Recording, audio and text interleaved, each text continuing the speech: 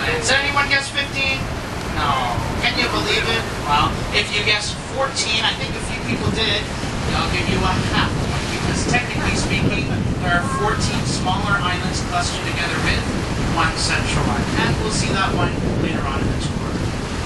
If you turn to your right, we actually have our first point of interest here on the islands. This happens to be Hanlon's Point.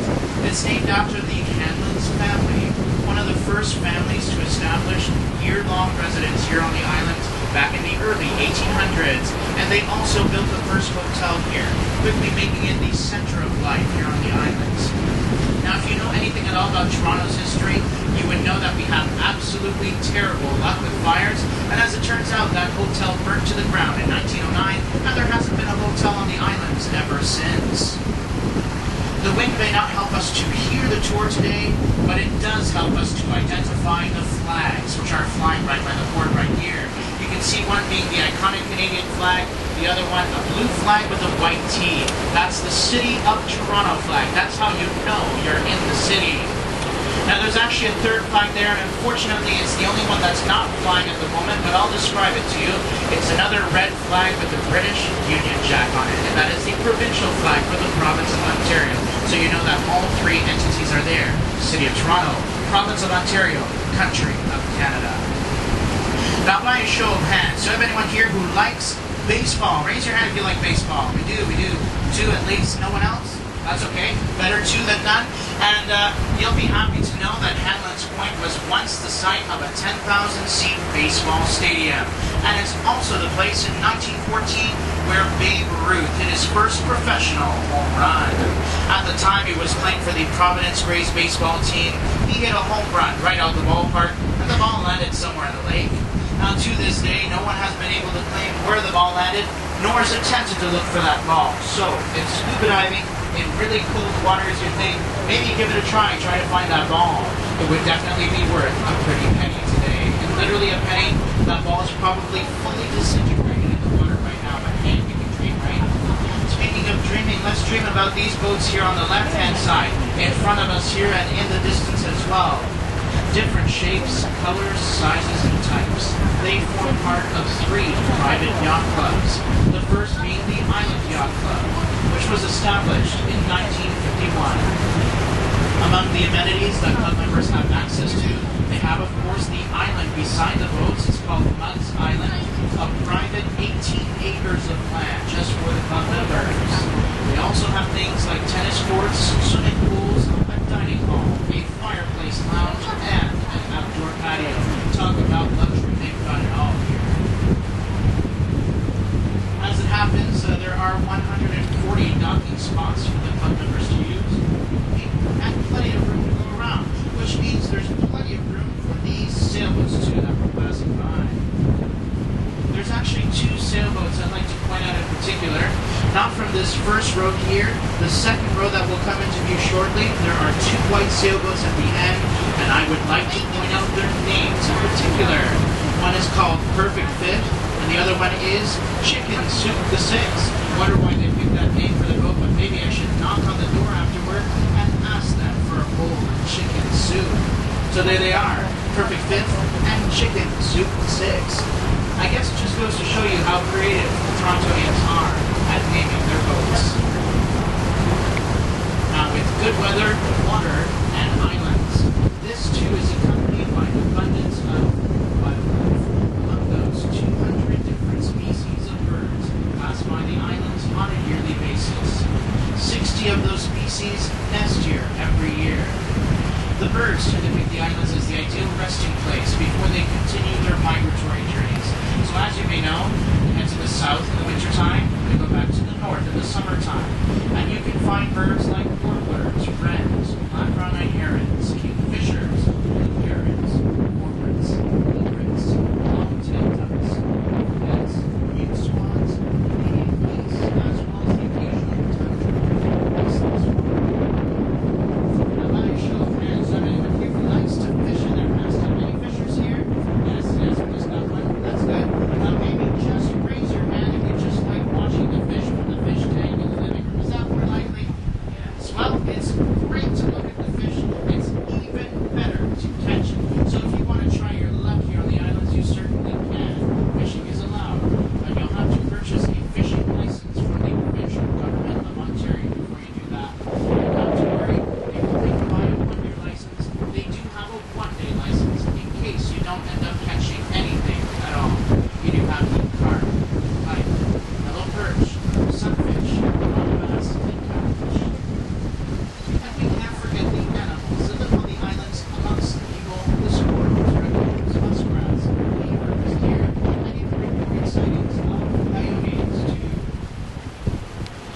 finished our journey to the islands, and now we're going to go straight through this long stretch of water called the Long Pond.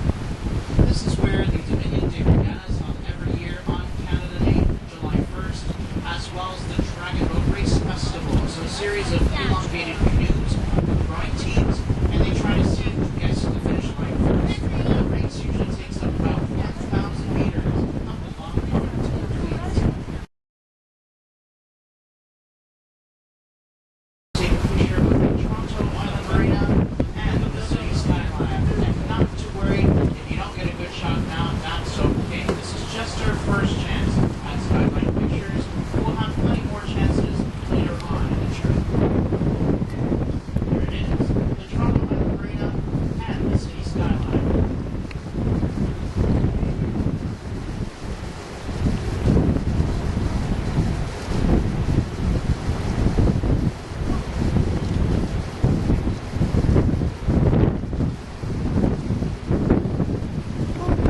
I sure hope you got some good pictures there. Directly attached to the Toronto Island Marina, we're still looking on our left, by the way. This island you see here, that stretches way down over there in the distance, that happens to be Middle Island, the second biggest island of the 15. And it houses much of the attractions that are hard to do. The biggest one is Central Island, originally built in 1967, and even features a miniature railway too. In terms of other recreational activities, there's plenty of open farmland to enjoy. Bike and boat rentals, splash pools, the Franklin Children's Garden. There is a pier that extends out onto Lake Ontario that faces the natural lake instead of the river, and plenty of ordinary beaches as well. And if you're wondering about that beautiful green and white stone bridge in the distance, not to worry, that should cover you. We'll talk about that in the next 10 minutes or so, and we'll come up much closer to it, so hang tight for pictures for now. Until then, we have yet another island ahead of us. This one, not much else but trees and wildlife on it, and we will loop around that island, giving us a chance to examine all the facades of that island in particular.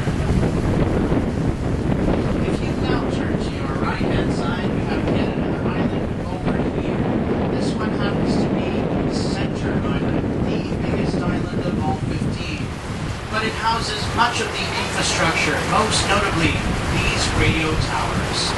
They belong to the CHIN Radio Broadcasting Company, the first Canadian broadcaster to broadcast in other languages aside from French and English. So they do have channels in Farsi, Italian, Russian, Portuguese, Tagalog, Hindi, Cantonese, Mandarin, and many, many more. Now, whatever languages you can think of, they most likely have a channel for. And the reception is strong enough that it does reach the U.S. side of the lakes as well.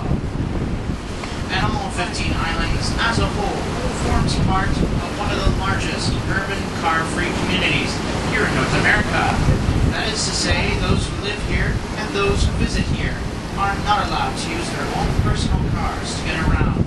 So if they want to get from one end to the other of the islands, they will either walk or use a bicycle, even in the wintertime. There are a few exemptions to this rule, however. Service vehicles, fire trucks, ambulances, and school buses are permitted on the islands when needed, and they do use a special ferry boat that carries vehicles to get them over here. So if you think that living on the islands is a good idea, for the most part, I would agree with you. But there are a few concessions you need to keep in mind. First off, if you plan on raising kids here on the islands, just know that there's only one school here, and it only goes up to grade 6. After grade 6, the kids will have to take the ferry boat back to the city to continue their education.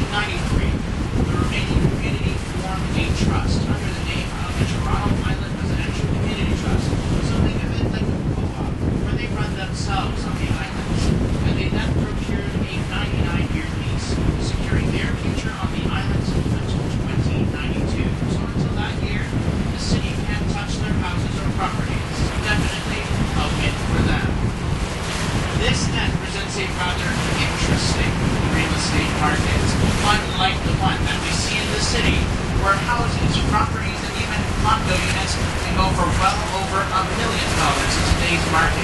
Instead, you can snag a nice summer house or small property on the islands at their frozen 1990s pricing. Can you believe that? When was the last time you ever saw a house for sale for less than $1 million in Toronto? Apparently the 90s. And so, all depending on the size of the property and whether or not there's a house on it. They can go in the ballpark anywhere between $50,000 to $700,000 for one of the largest properties on the island. So, if you think that's a good price, yes, me too. I want two of them and I want them tax-free. But as it turns out, it's too good to be true. There aren't many catches to be defined, as is always the case with these things. The biggest catch, a 500-person wait list. That's how many people are currently waiting to buy a house on the islands. There's a metal ring on the top, and you can see people in orange safety suits doing it right now, in that height, in that wind, and in that sunshine. Now, personally, I'm incredibly afraid of heights. So if you're going to make me go up the Sientar, you need to bribe me $1 billion, and I want it in cash, okay? No checks, no e-transfers. So what's going to happen is you're going to give me that suitcase filled with money, and I'm going to start running the other way. Because even if you did give me that money, I'm not putting one foot up the tower, that's for sure.